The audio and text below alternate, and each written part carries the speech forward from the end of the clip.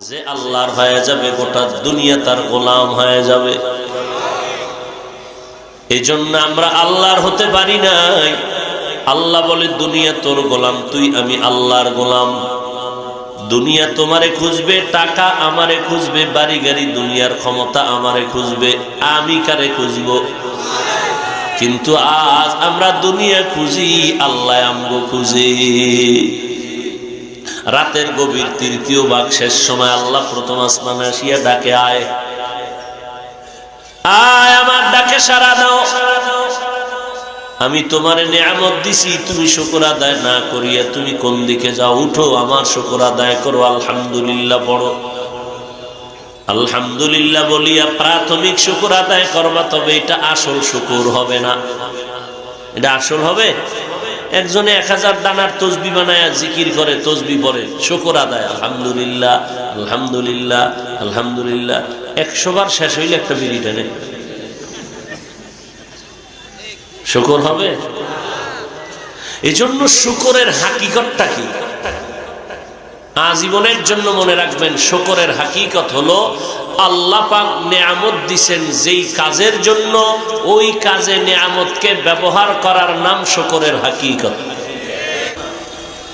এই অভ্যাস তো একটা মানুষের হতে পারে, একটা পশুর চরিত্র।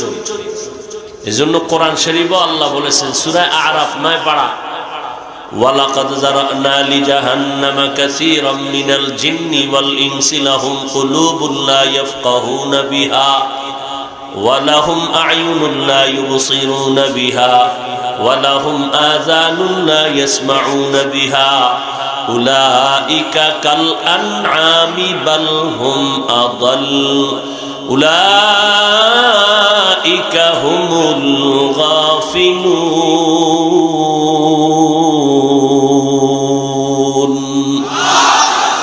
অধিকাংশ মানুষ আর জিনেরা জাহান্নামে যাবে। কম না বেশি? অধিকাংশ বলতে কি বুঝেন? বেশি। তাহলে জান্নাতের সংখ্যা কম। সূরা আরাফ 9 পারা আল্লাহ বলেন অধিকাংশ মানুষ জাহান্নামে যাবে। কেন? এদের কলব আছে, কলব দিলাম ফিকির করার জন্য করে না, চোখ দিলাম দেখার জন্য দেখে না, কান দিলাম শ্রবণ করার জন্য শুনে না। এরা বলে চতুষ্পদ জন্তু না, আল্লাহ বলে এর থেকেও খারাপ। চিন্তা করেন, চতুষ্পদ জানোয়ার না, জানোয়ারের থেকেও কি কেন খারাপ? কুত্তার থেকেও খারাপ, শুকরের থেকেও খারাপ। কারণ কুকুর মালিকের থেকে কিচ্ছু পায় না, জীবন দিয়া মালিকের গোলামি করে। আর মানুষ মালিকের ডাক খাইয়া মালিকের সাথে বেঈমানি করে। তাহলে এটা কুত্তার থেকে খারাপ। আল্লাহ বলেন বালহুম আদল, এরা চতুষ্পদ জানোয়ার না, এর থেকেও খারাপ। পরিণাম ফল জাহান্নাম। আল্লাহ হেদায়েত দান করে। হাদিসে কি বলছেন নবী? সমস্ত বিধর্মীরা জাহান্নামী, জান্নাত পাবে শুধু মুমিন। মনে থাকবে, জান্নাত কোনো বেঈমান কখনোই পাবে না। কারা পাবে? বলেন কারা পাবে? আরে মুমিন যে পাবে সেখানেও খবর আছে। বলে কেমন খবর? নবী বলেন আমার উম্মত মুসলমান মুমিনের 72 দল জাহান্নামী। মুমিন মুসলমান কয় দল জাহান্নামী? মাত্র 1 দল মুমিন জান্নাতি। সাহাবায়ে কেরাম বললেন মান হিয়া ইয়া রাসূলুল্লাহ, যেই দলটা জাহান্নামে যাবে তার পরিচয় কি? জান্নাতে যাবে যেই দল তার পরিচয়। ক্বালা মা আনা আলাইহি ওয়া আসহাবি, নবী বললেন আমি মুহাম্মদকে যারা মানবে তারা জান্নাতি। কয় না না, আমি মুহাম্মদকে মানার সাথে সাথে আমার হাতে গড়া সাহাবায়ে কেরাম উজ্জ্বল নক্ষত্র, এদেরকেও যারা মানবে তারা জান্নাতি। শুধু মুহাম্মদকে মানলে জান্নাতি? সাহাবায়ে কেরামকেও মানতে হবে। সাহাবায়ে কেরামকে না মানলে ইসলামের অনেক আমল থেকে মানুষ বঞ্চিত থাকবে, আমলটা করতে পারবে না, সমাধান পাবে না। হাদিসে আছে দাড়ি লম্বা করো, মোছ খাটো করো। সাহাবায়ে কেরামের আদর্শে আছে এক মুষ্টির পরে কাটো।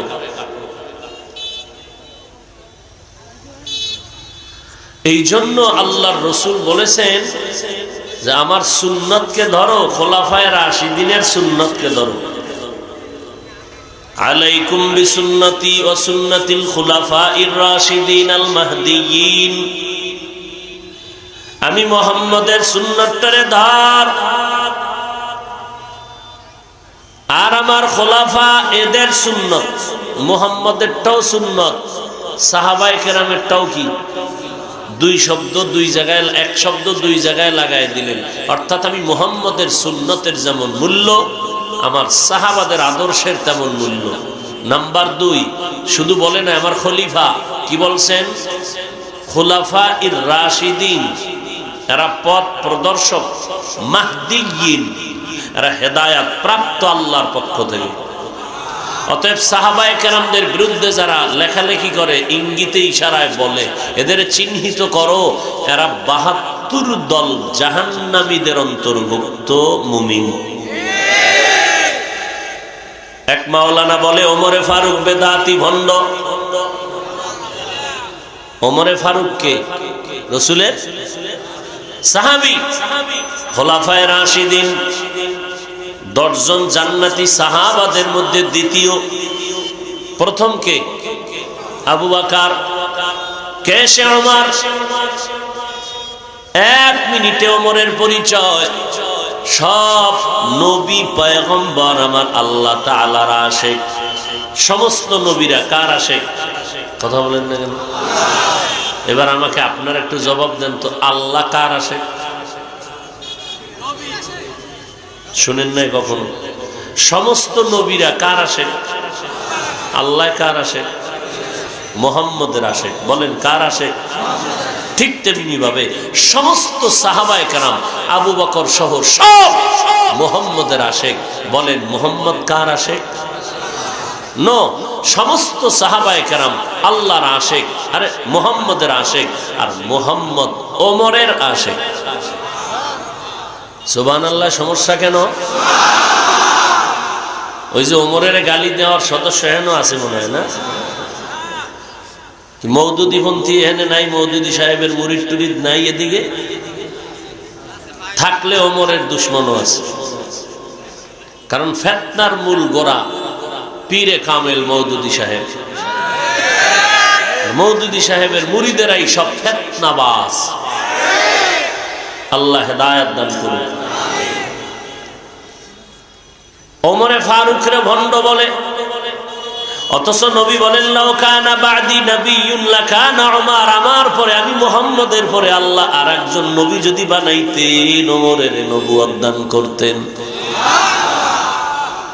অর্ধ দুনিয়ার শাসক হযরত ওমর, কোনো বডিগার্ড নাই, সিকিউরিটি গার্ড নাই, দুশমন কায় এই সুযোগ হাতছাড়া করা যায় না, ওমরের মারতে হবে।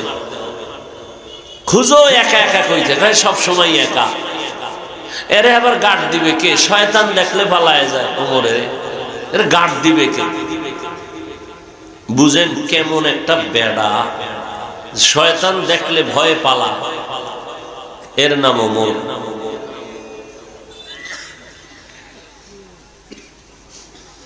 শয়তান পালিয়ে যায় ওমরকে দেখলে।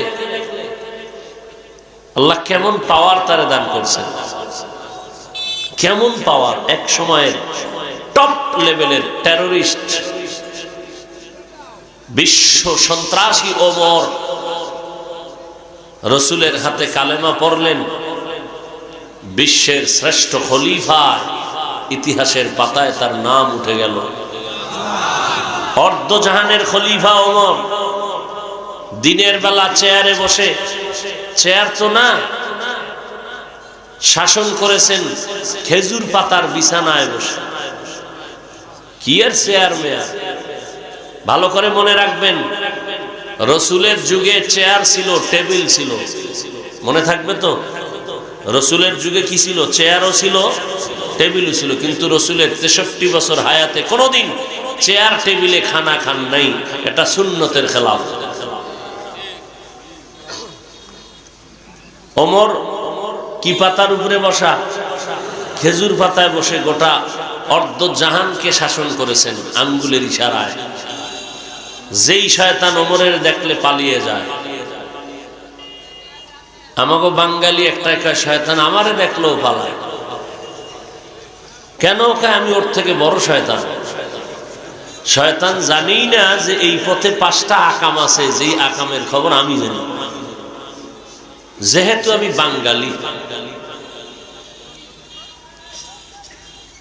সেই ওমর খোলা ঘুরতেছেন। রাতের বেলা কি করেন? ঘুরে, এলাকায় ঘুরে, কেউ টের পায় না। এক ঘরের কিনারায় গিয়ে যাইয়ে দাঁড়ায় শুনতেছে, মা বলতেছে কন্যাকে, এই মেয়ে, বাজারে দুধ বিক্রি করতে নিবি, গাভীর পানি দিয়ে নিবি। মেয়ে বলে, আল্লাহ, ওমর তার পাইলে জবাই করবে। ওমর পাশে বসে শুনতেছেন। মা বলে, ওমর কি দেখবে? মেয়ে বলে, ওমর না দেখলে ওমরের আল্লাহ দেখবে। দুশ্মন তরবারি নিয়ে ঘুরতেছে, ওমরের মারবে, সুযোগ পায় না, দেখলেই ভয় লাগে। হঠাৎ দেখে ঘুমায় গেছে ওই মাঠের এক কোনায়। দুশ্মন সুযোগ পাইল, তরবারিটা নিয়ে আগাচ্ছে, কিছু দূর যায়, বডিগার্ড নাই, কিচ্ছু নেই, একা একা ঘুমায় রয়েছে অর্ধ দুনিয়ার বাদশা। আর আমগো এলাকার এক মেম্বারের পিছে আরে গার্ড, কি চেয়ারম্যানের পিছনে guard, body guard, body guard বডির উপরেই মেরে দেয় স্বার্থে টান করলে। এলাম গো বডি গার্ড। ওমর যখন শুয়ে রয়েছে, কাছাকাছি গিয়ে দেখে, আরে ওমরের পাহারা দেওয়ার কোনো মানুষ না থাকলে কি হবে? জঙ্গলের একটা বাঘ ওমরের পাহারা দিতেছে। থাকো বাদো আবো আতিশ বান্দা আন, মানে তু মুর্দা বাহক জিন্দা আন। মান কানা লিল্লাহ কানা আল্লাহু লা। যে আল্লাহর হয়ে যাবে, গোটা দুনিয়া তার গোলাম হয়ে যাবে। এই জন্য আমরা আল্লাহর হতে পারি নাই। আল্লাহ বলে, দুনিয়া তোর গোলাম, তুই আমি আল্লাহর গোলাম। দুনিয়া তোমারে খুঁজবে, টাকা আমারে খুঁজবে, বাড়ি গাড়ি দুনিয়ার ক্ষমতা আমারে খুঁজবে, আমি কারে খুঁজবো? কিন্তু আজ আমরা দুনিয়া খুঁজি, আল্লাহ আমগো খুঁজি। রাতের গভীর 3য় ভাগ শেষ সময় আল্লাহ প্রথম আসমানে আসিয়া ডাকে, আয় আয়, আমার ডাকে সাড়া দাও। আমি তোমার নিয়ামত দিছি, তুমি শুকর আদায় না করিয়া তুমি কোন দিকে যাও? উঠো, আমার শুকর আদায় করো, আলহামদুলিল্লাহ পড়ো। আলহামদুলিল্লাহ বলিয়া প্রাথমিক শুকর আদায় করবা, তবে এটা আসল শুকর হবে না। এটা আসল হবে? একজনে 1000 দানার তসবি বানায় জিকির করে, তসবি পড়ে, শুকর আদায়, আলহামদুলিল্লাহ আলহামদুলিল্লাহ আলহামদুলিল্লাহ। 100 বার শেষ হইলে একটা বিড়ি টানে, শুকর হবে? এই জন্য শুকরের হাকিকতটা কি আজীবনের জন্য মনে রাখবেন। শুকরের হাকিকত হলো, আল্লাহ পাক নেয়ামত দিছেন যেই কাজের জন্য, ওই কাজে নেয়ামতকে ব্যবহার করার নাম শুকরের হাকিকত। আল্লাহ চোখ দিছেন কেন? সারা রাত্র মোবাইলে নাচ গান দেখে মোরাকাবা করবা, কথা কন না কেন? সারা রাত মোবাইলে মোরাকাবা করবা, চোখের হক, এই জন্য আল্লাহ দিছেন। তাহলে চোখ নেয়ামত দিছেন কেন? চোখ দিয়া মা বাবারে দেখবা সওয়াব, আল্লাহর কুদরত দেখবা সওয়াব, কোরআন দেখবা সওয়াব, বাইতুল্লাহর চেহারার দিকে তাকাইবা সওয়াব, আল্লাহর কোরআনের দিকে তাকাও সওয়াব, উলামায়ে আহলে হক দেখবা সওয়াব। এই চক্ষু দিয়া তুমি যখনই বাইতুল্লাহর দিকে তাকাইবা, চোখের হক আদায় হবে। আল্লাহ চোখ দিছেন দেখার জন্য। কি দেখবা? বেগানা। আল্লাহ চোখ দিছেন দেখার জন্য। আবার হাদিস একটা লইছে, জানি কোন জায়গা দিয়ে একটা লয়া এই কোণের মধ্যে পকেটে লয়ে ঘুরে, কি কয় যে হাদিসে আছে প্রথম নজরে গুনাহ নাই। বেগানার দিকে প্রথম নজরে কি নাই? আলীর থেকে হাদিস, হযরত আলী একদিন হঠাৎ বেগানার দিকে নজর পড়ছে, নবী বলছেন প্রথম নজরে গুনাহ নাই। এ ভাইছে বাঙালি হাদিসটা ভাইয়া এমন সাউন্ড না চাইছে যে ওদিকে যদি আমার পায়ের চামড়া তুল্লা ফেলায়, চোখের নজর আর ঘুরানো যাবে না। এরম বদমাশ আছে না নাই? নবী বলেন প্রথম নজরে গুনাহ নাই, তার মানে অনিচ্ছায় নজর পড়ে গেছে, সাথে সাথে নজর ফিরায় দাও, এই নজরে কোনো গুনাহ নাই। আল্লাহ চোখ দিয়েছেন, বান্দা দেখবা। কি দেখবা? আল্লাহ যা দেখতে বলেছেন তাই দেখবা, তোমার মন থেকে না। কারণ মোবাইলওয়ালা মোবাইলটা বানাইছেন, বানানোর পরে কেমনে ব্যবহার করলে মোবাইল সুস্থ থাকবে ক্যাটালগ দিয়ে দিছেন। আল্লাহ মানুষ বানাইছেন, জমিন আসমান বানাইলেন, চলার মতো ব্যবস্থাও করলেন, জমিনের মধ্যে খানাও দিছেন। ও বান্দা, কেমনে তুমি খাইবা? তোমার শরীরটা সুস্থ রাখবা, আত্মাটারে সুস্থ রাখবা। আমার আল্লাহ নিজে একটা ক্যাটালগ বানায় দিলেন, ওই ক্যাটালগের নাম হলো কোরআন। আর এই ক্যাটালগ আমরা বুঝি না, কোরআন বুঝি না, আউযুবিল্লাহ পারি না, বিসমিল্লাহ পারি না। আরে এক যুবক বিএ পাস করছে, কপাল খারাপ, আসসালামু আলাইকুম এই দুইটা শব্দ বলতে পারে না শুদ্ধ করে। বিএ পাস করছে, মুসলমানের বাচ্চা, আসসালামু আলাইকুম বলতে পারে না, সালাম দেয় সামাইকুম। তার মানে তোর উপরে দুপুরবেলা ঠাডা ভরুক, ও ঘুরাইয়া খায় ওয়ালাইকুম, তোর উপরে আগে ভরুক। এমন জুতার বাড়ি দরকার যে এত নির্লজ্জ কেন? দুনিয়ার সব পারলি, আসসালামু আলাইকুম শব্দটা পারলি না কেন? সন্তানের দোষ যদি হয় 5%, মা বাবার দোষ হলো 95%। কারণ বিশ্ববরেণ্য দার্শনিক ওলিয়ে কামেল ইমাম গাজালি রহমতুল্লাহ আলাইহি বলেন, প্রত্যেকটা সন্তানের প্রাথমিক শিক্ষিকা হলো তার মা। এজন্য নবী বলেছেন, قال النبي صلى الله عليه وآله وسلم الدنيا كلها متاع وخير متاع الدنيا الامرأة الصالحة। দুনিয়াতে সব হলো অমূল্য সম্পদ, আর এই সম্পদের মধ্যে একমাত্র মূল্যবান সম্পদ হলো সতী সাধ্বী নেককারিণী নারী। যারা নেককারিণী মহিলার দাম কত আম্মা জান? এত দামি কারণ এরা নবীদের মা, সাহাবায়ে কেরামের মা, আউলিয়ায়ে কেরামের মা, হাফেজে কোরআনের মা। এরা খাদিজার মতো নারী, এরা ফাতেমা রাদিয়াল্লাহু আনহার মতো নারী, আয়েশা রাদিয়াল্লাহু আনহার মতো নারী। নারীর এত সম্মান, কিয়ামতের দিন আমার আল্লাহ যদি ডাকে, আমার মুহাম্মদের হাতে প্রথম হাতটা লাগাইয়া, কে মুহাম্মদের দাওয়াত গ্রহণ করেছো? দুনিয়ার কোন পুরুষ দাঁড়াবার ক্ষমতা নাই, একজন নারী দাঁড়ায় বলবে, আমি মুহাম্মদের হাতে প্রথম কালেমার দাওয়াতটা কবুল করেছি। বলেন ওই নারীটাকে? আল্লাহ যদি বলেন, আমার দ্বীনের পথে রক্ত দিয়া কে পতাকা উড্ডীন করেছো? কোন পুরুষ দাঁড়ানোর ক্ষমতা নাই, একজন নারী দাঁড়ায় বলবে, ও আল্লাহ, তোমার পথে আমি নিজের রক্তটা বিলাইয়া প্রথম শহীদ হয়েছি। ওই যে একটা নারী, সুমাইয়া রাদিয়াল্লাহু আনহা। এজন্য হাদিসে আল্লাহর নবী বলেন, কিয়ামতের দিন সূর্যের গরমে মানুষগুলো মাথা ফেটে যাবে, পাগলের মতো হবে। এমন কি পাগল হবে? বলে নবীদের কোনো গুনাহ নাই, সমস্ত নবীরা পর্যন্ত নাফসি নাফসি নাফসি বলে কাঁদবেন। ওই সময় জান্নাতের 8টা দরজা খোলা হয়ে যাবে, 8টা দরজা দিয়া 4 জন নারীরে বারবার ডাকবে, আয়, বিছনা রেডি আছে, জান্নাতের মখমলের বিছনাটা রেডি, হিসাব লাগবে না, সূর্যের গরমও তোমার মাথায় লাগায়ও না, তুমি যেই দরজা দিয়ে ঢুকতে চাও ঢুকে যাও। এই রকম জান্নাতের দারোয়ানরা 4 জন নারীকে বারবার ডাকবে। এর মধ্যে আপনার বউ একজন, যে পটুয়াখালী চৌরাস্তায় ঘুরে থাকে হারারাই, আর আপনি মদের বোতল লয়ে পড়ে থাকেন ক্লাবে। দিনের বেলা দেখেন আমি মানুষ, রাতের বেলা মদ খাইয়া হন কুত্তার থেকে খারাপ। একটা কুত্তা এই পরিমাণ খারাপ চরিত্রের হয় না, মদ পান করে মানুষ রূপী কুত্তাটা যেই চরিত্রের হয়। মদের বোতল খাইয়া চান্দি, ঠান্ডা না গরম? এখন দেশ কিন্তু আমি চালাই। ম্যাডাম বলে ঘরে চাল নাই, এত বোতলের দোষ, আমার কি? নেশায় সব ধ্বংস হয়ে গেছে। আগে এই সমস্ত নেশা থাকতো রাস্তাঘাটে, এখন সব ভিআইপি হোটেলে ঢুকছে।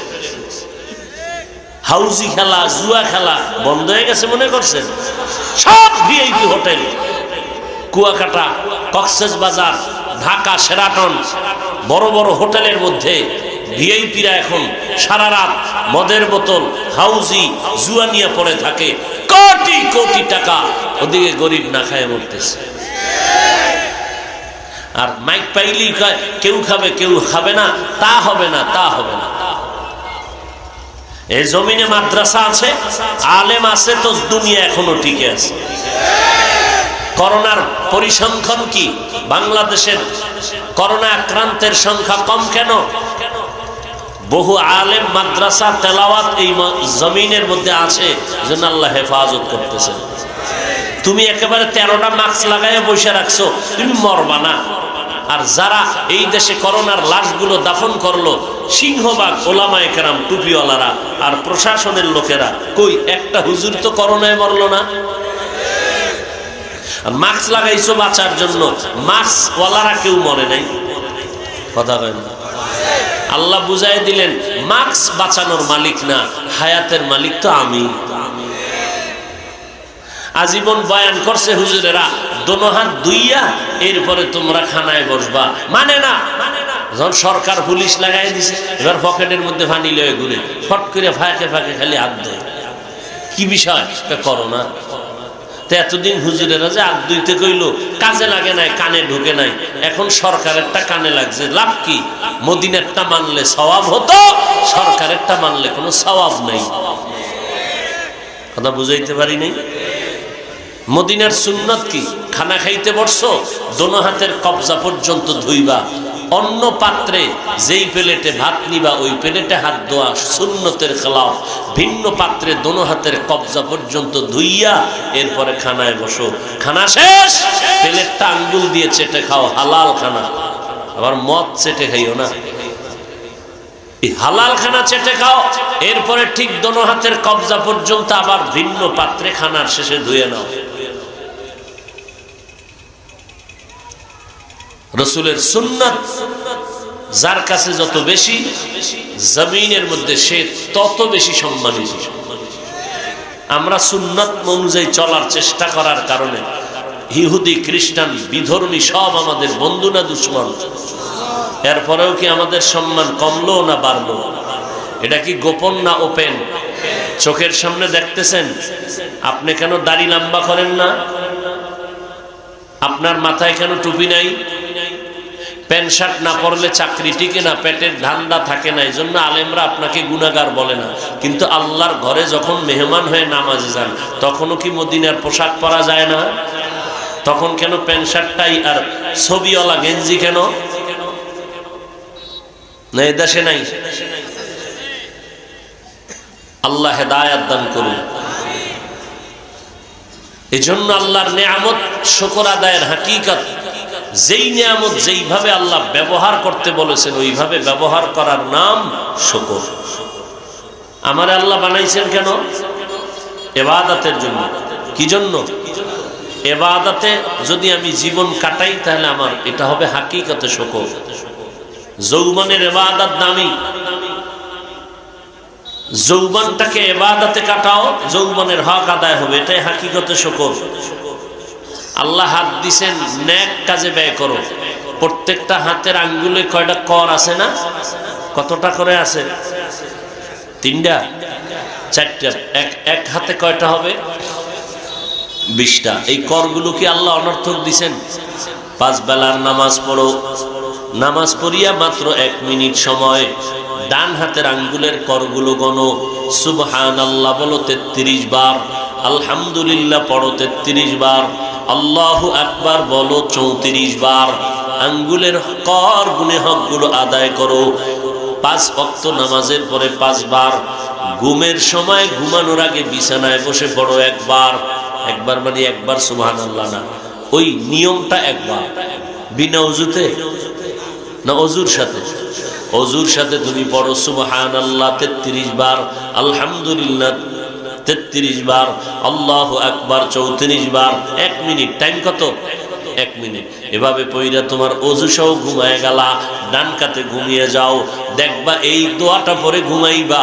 এই দোয়াটা ফাতেমা রাদিয়াল্লাহু আনহার দোয়া, যেটাকে তাসবিহে ফাতেমি বলা হয়। এই দোয়া পড়ে তসবিহ পড়ে ঘুমাও। আমার কাছে একটা যুবক ছেলে, আমার খুব কাছের যুবক, এক সময় চূড়ান্ত গান বাজনা বখাটের মধ্যে ছিল, কিন্তু এমন অবস্থায় এমন অসুস্থ হইছে, ফাঁকে ফাঁকে বয়ান শুনতো, এখন তাহাজ্জুদ নামাজও ছাড়ে না। ওই যুবক বলল, ডাক্তার আমার শরীরটা দেখা ফিরাইয়া দিল, আমি বাঁচবো না। পুরো শরীর ফুলে গেল, পানি জমে গেল, কোনো ঔষধ নাই, আমি এই তসবির আমল করে সুস্থ হয়ে গেছি। আর কণ্ঠনীয় আমল, ঘুমের আগে আমি আমল করতে ভুলি নেই। যদিও তাসবিহ ছোট, পাওয়ার অনেক বেশি। সাপ ছোট হইলে কি কামড়ের বিষ নাই? আঙ্গুলের করগুলো আল্লাহ অনর্থক দেয় নাই। কি এর তসবিহ টানো? তসবিহ তো আল্লাহ হাতে দিয়ে দিছে। ডান হাতকে ব্যবহার করো, বাম হাত নয়। অনেকের দেখি মাঝে মাঝে নামাজের সালাম ফিরানোর পরে ডান হাতটা মাথায় দিয়ে বাম হাতের কর গুনে, কি ভরে আল্লাহ জানে। তা আমরাও তো মাথায় হাত দেই। কেমনে? সালামের পরে 3 বার আস্তাগফিরুল্লাহ। ও সালামের পরে প্রথম জোরে বলতে হবে আল্লাহু আকবার। মনে থাকবে? সালাম ফিরায় না ফরজ নামাজের পরে? সালামের পরে কি বলবো প্রথম? আবার এমন জোরে বলা যাবে না, স্বাভাবিক নিজের কানে শোনার মতো আল্লাহু আকবার বলে 3 বার ইস্তেগফার, আস্তাগফিরুল্লাহ আস্তাগফিরুল্লাহ আস্তাগফিরুল্লাহ। এরপরে ডান হাতের এই আঙ্গুলের কর গুনে 11 বার ইয়া নূর ইয়া নূর ইয়া নূর ইয়া নূর ইয়া নূর। আল্লাহর একটা সিফাতি নাম। কয়বার হবে? 11 বার। পরে আঙ্গুলটা কপালের এই পিষি, এটার কি কয়, এখানে ধরে ফু দিবেন, আবার বামে ফু দিছেননি। এবার এই ডান হাতটা এভাবে মাথায় রাখবেন 11 বার। ইয়া কবিয়্যু ইয়া কবিয়্যু ইয়া কবিয়্যু ইয়া কবিয়্যু ইয়া কবিয়্যু। আপনারা কি করেন আল্লাহ জানে। ডান হাতটা এখানে দেন, আর বাম হাতে কি করেন আল্লাহ ভালো জানে। আমরাও তো করি। আমি তো ডান হাত ব্যবহার করলাম, বাম হাত তো করলাম না। করলে গুনাহ হবে এরকম ফতুয়া না, এটা বরকত না। একটা উত্তম আছে না, উত্তম ডান হাতে। আল্লাহ তৌফিক দান করেন। এজন্য করের নিয়ামত ব্যবহার করেন। আল্লাহ মেধা দিছে, কোরআনের পেছনে দ্বীনের পথে ব্যয় করেন। সন্তানের হক আদায় করেন। সন্তান মা বাবার জন্য নিয়ামত, সন্তানের জন্য মা বাপ নিয়ামত, ভালো পুরুষের জন্য ভালো স্ত্রী নিয়ামত, একটা ভালো নেককারী স্ত্রীর জন্য একটা নামাজি স্বামী বড় নিয়ামত। নিয়ামত পাইছো, শুকর আদায় করো, করলে আমি আরো বাড়াই দিই। টাকা পাইছেন, শুকর আদায় করেন। আল্লাহ বলে আরো বাড়াই দিই। কত বাড়াবো? তোরে কোটিপতি বানাবো না, তুই আমার শুকর আদায় করলে তোরে আমি এমন পাওয়ার দিব, কোটিপতি তোর পায়ের পাশে বসে থাকবে। কোটিপতি হওয়া কামিয়াবির কাজ না, খুব খেয়াল করে। কোটিপতি হওয়া এটা বাহাদুরি। ওর ঘুম নাই, যারা কোটিপতি ঘুম আছে, খাওয়ান আছে, এখন পেরেশানির শেষ আছে। মাইয়া জ্বালায়, বউ জ্বালায়, ভোলা জ্বালায়, জ্বালায় আর জ্বালায়, মাইনসে জ্বালায়, ঘুম নাই। বুড়া হওয়ার আগে বুড়া, মরার আগে আদা মরা। আর আল্লাহ কয় তোরে আমি পেরেশানির কোটিপতি বানাবো না, তুই থাকবি স্বাভাবিক জীবনে। কোটিপতিরা তোর পায়ের পাশে বসে থাকবে, কোটি কোটি টাকা তোর লাগবে, দান করবে। এই বলবে এই তোমার বিল্ডিং নাই, করে দিলাম। পেরেশানি আছে? কোনো পেরেশানি নেই। আল্লাহর সম্মান কেমন? সেদিন পটিয়া মাদ্রাসায় বয়ানে বলেছিলাম যে দুনিয়ার মানুষেরা সম্মানের চেয়ারে বসাইতে যোগ্যতা যাচাই করে, যোগ্যতা দেখা চেয়ারে বসায়, আর আমার আল্লাহ চেয়ারে বসাইয়া যোগ্যতা দেয়। ব্যবধান আছে না নাই? দুনিয়াওয়ালারা যোগ্যতা দেখে চেয়ারে বসায়, আর আমার আল্লাহ চেয়ারে বসাইয়া যোগ্যতা দেয়। তোমার যোগ্যতার ভ্যালু নাই, আমি বড় মুফতি, আমি বড় বক্তা, আল্লাহর কাছে কোনো টাইমই নেই। এই জন্য আল্লাহ কি বলছেন? ওয়ালা তামুতুন্না ইল্লা ওয়া আনতুম মুসলিমুন।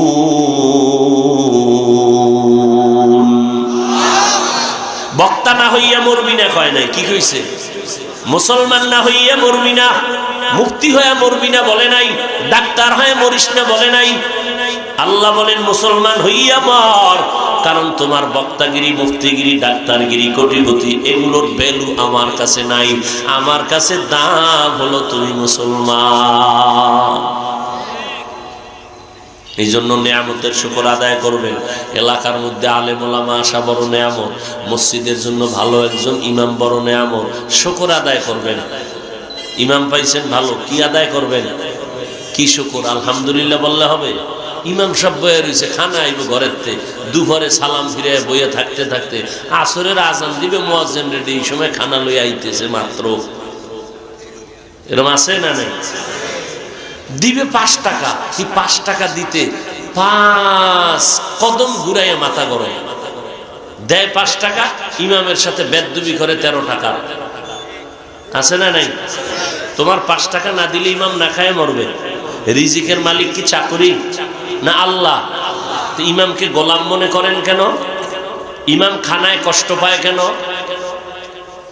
ইমাম নামাজে নাই, জরুরতে গেছে সিনেমায়, ইমাম সাহেব সিনেমা হলে যায়। তা প্রশ্ন করলেন কেন? জহুরে থাকলেন না কেন হুজুর? এই জীবন ভরেই বেদবি শিখলেন।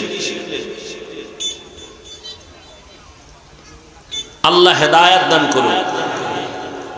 নিজের ঘরে খরচ কত, ইমাম সাহেবের খরচ দেন না কেন? ইমামের বেতন সব থেকে কম, আবার বাকি আছে না নেই? আল্লাহ হেদায়েত দান করুন। মাদ্রাসা এলাকাবাসীর জন্য বড় নেয়ামত। 24 ঘন্টা কোরআন তেলাওয়াত হবে, আর এই উসিলা আলেমরা আসবে। রসুলের হাদিস 40 দিন কবরের আযাব ওই এলাকায় মাফ। অতএব ঘরে ঘরে একজন কোরআনওয়ালা সন্তান তৈরি করেন। লাভ না ক্ষতি? হ্যাঁ, আপনি কোরআনওয়ালা বলতে কি আপনি বড় হুজুর বানাবেন? না, আমি এর পক্ষে না। আপনি ডাক্তার বানান, আপনার ছেলেকে ইঞ্জিনিয়ার বানান, আপনার ছেলেকে এসপি বানান, ডিসি বানান। বাকি কোরআনওয়ালা ডিসি, কোরআনওয়ালা এসপি, কোরআনওয়ালা ডাক্তার, কোরআনওয়ালা প্রফেসর, কোরআনওয়ালা প্রফেসর, কোরআনওয়ালা ডিসি মাহফিলে বাধা দিবে না। কোরআনওয়ালা এসপি আলেমদের বিরুদ্ধে কথা বলবে না। মাওলানা বানাইতে বলি না। আমগো মাদ্রাসায় যে পরিমাণ ছাত্র, এটির জায়গা দেওয়ার উপায় নাই। এটি মাওলানা হইলে দেশের উভয়ই হইব। অতএব আমনে স্কুলের ফলাফল আমগো মাদ্রাসায় দিয়া বড় মাওলানার দরকার নাই। দিবেন কেন? কোরআন শরীফটা শিখাইবেন। কি শিখাইবেন?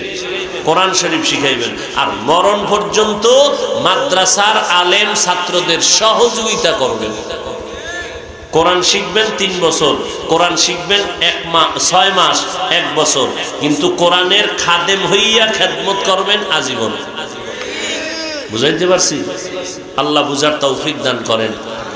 দোয়া করেন এই মাদ্রাসার জন্য। ছাত্ররা কয়জন ভাগিনী নিল? 17 জন। আপনি চিন্তা করতে পারেন? আপনি চিন্তা করতে পারেন যে আল্লাহ 20 বছরের ছেলেটার সিনায় কোরআন থাকে না। হুজুর আমি হাফেজ হব। বয়স কত? 20।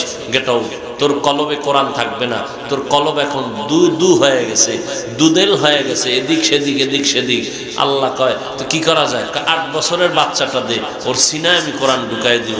8 বছরের ছেলে ঢুকছে, 6 মাসে কোরআন মুখস্থ। কোরআনটা সিনায় রাখছে কে? আপনার আব্বায় না? কে রাখছেন? তো 20 বছরের সিনায় কোরআন থাকে না।